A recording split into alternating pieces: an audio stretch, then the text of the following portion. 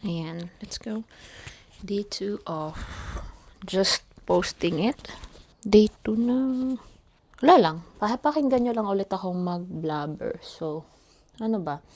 Kahapon, nag-intro ko.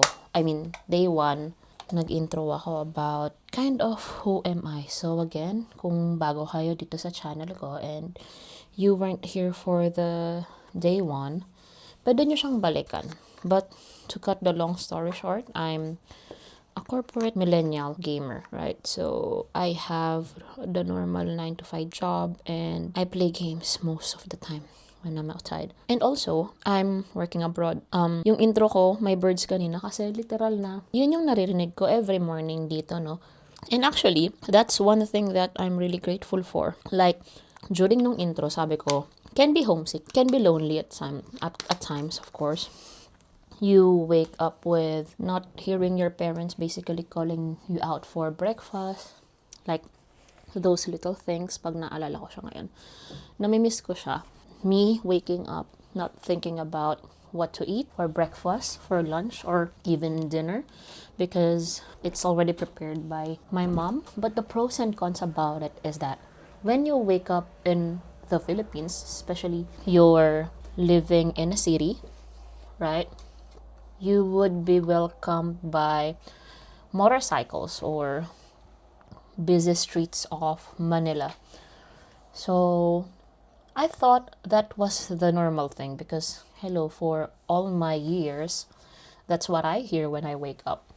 But then, during my first days here, when I arrived, imagine, I woke up with birds, as in literally birds, as you've heard earlier. And then, ang isa pang na-appreciate ko is, I always tell people about this. Like, when I go out, yes, I don't see anyone that would greet me like, hello, good morning, kamusta, where are you going? Or anyone that I can ask directions. But what's really good is walking, knowing that you're safe. Well, you're safe because literally there's no people around you. But then, kidding aside, even when you cross the street, people here, or drivers here rather, really obey the rules, what we call discipline. When it's red, it's really red. They're gonna stop. And they're not gonna stop thinking that, I mean, in the middle of the intersection where people will, or pedestrians will cross, they would really stop on the line before the pedestrian lane and give way to the pedestrians, right? So that's one thing that is really small. That's really small. But incremental, every day, I realize na malaki pala siya. Malaking bagay siya for the peace of my mind, for just enjoying life without thinking about the extra of if I'm gonna be safe crossing the road from here to there, na there's no maniac driver trying to run me over. And even if there is a maniac driver, which so far, I mean, thank God, in my years here in New Zealand, I haven't encountered a maniac driver yet. But yeah, even if there are cameras that would catch the incident, and I know na mare-report siya, diba?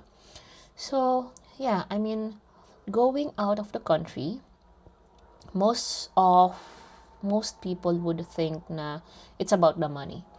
But when you really get into the country that you're going into, lalo dun sa mga mas I would say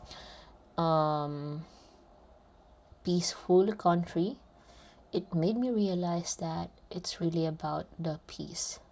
Waking up quiet with the birds, with my thoughts, of course, madaming laman yan. Pero yeah, traveling safely. I mean, in the roundabouts, you won't see cars stuck in between. Really, you would see the zigzag flow. And overall, it's my safety. Right. So, yeah. Thanks for listening to my second day, and hope to see you again for the other days. Bruh, you actually need to hear this.